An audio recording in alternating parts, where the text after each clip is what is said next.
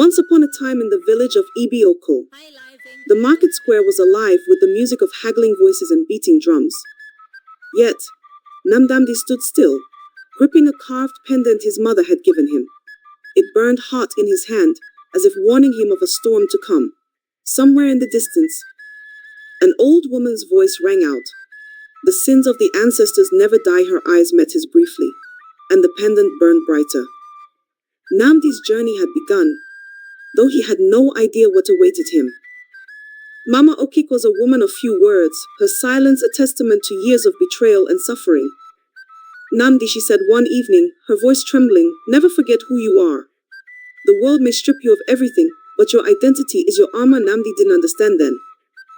But her tears that night planted a seed of rage in his heart. He would protect her honor at all costs. As rain tapped against the tin roof, Namdi unearthed the secrets his mother had hidden. A letter, written years ago, revealed how Mama Okik was cast out by Chief Obinwa after she refused to betray her own war code. The words stabbed at his soul. You will reap what you sow. His mother's pain was his burden now. Vengeance was no longer a choice but a duty. The Obinwa mansion gleamed like a jewel, but beneath its luxury was a darkness no wealth could hide. Chief Obinwa sat in his study, staring at the very same crest that Namdi had uncovered.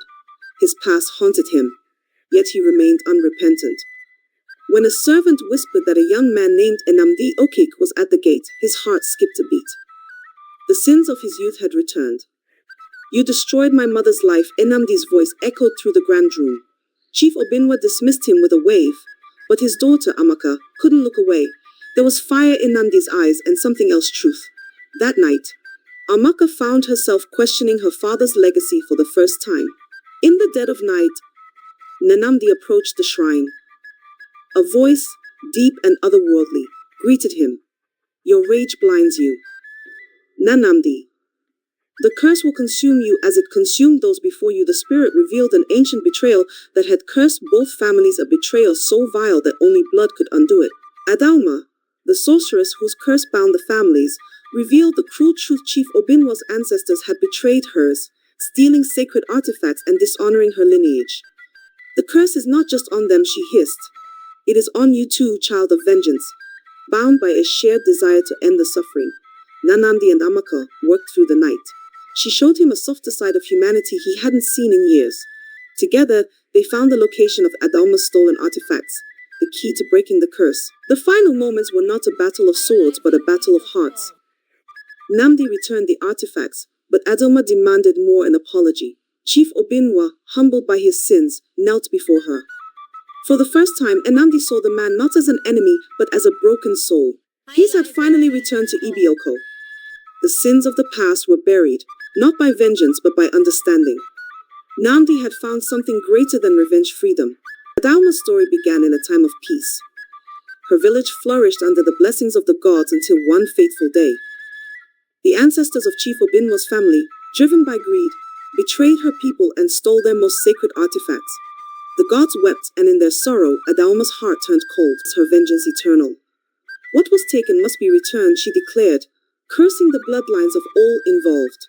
For the first time, Namdi doubted his mission.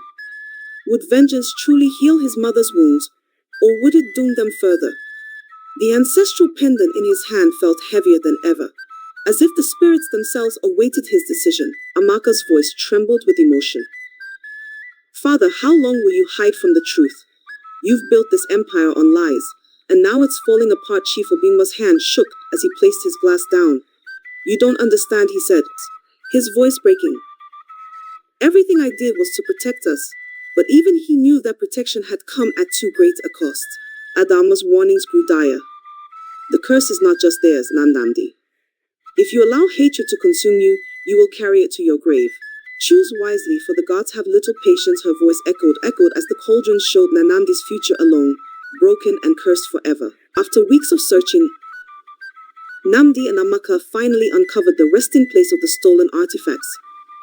The air was thick with energy, as if the spirits themselves guarded the relics.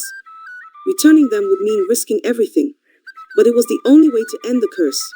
The ancestors appeared in all their glory, their voices blending into a powerful harmony.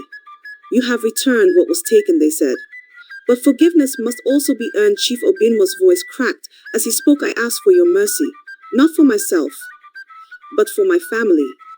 Let this end with me. The spirits deliberated, their judgment as ancient as time itself.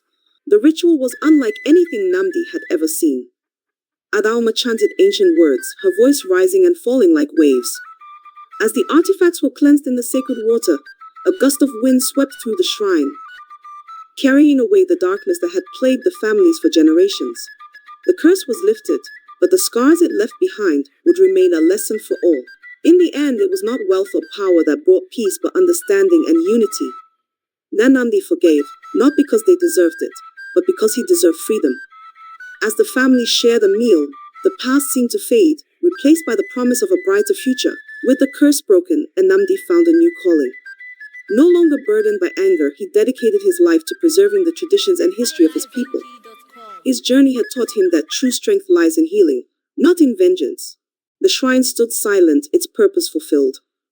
The stolen artifacts, now housed in a museum, told a story not of pain, but of resilience. And as Ibi Oko thrived, the ancestors rested, their oaths finally fulfilled. The tale of the oath of the ancestors is a powerful reminder that no matter how dark the past may be, the future is always in our hands. What would you have done if you were in Namdi's shoes? Would you seek vengeance or choose forgiveness? Let us know in the comments below.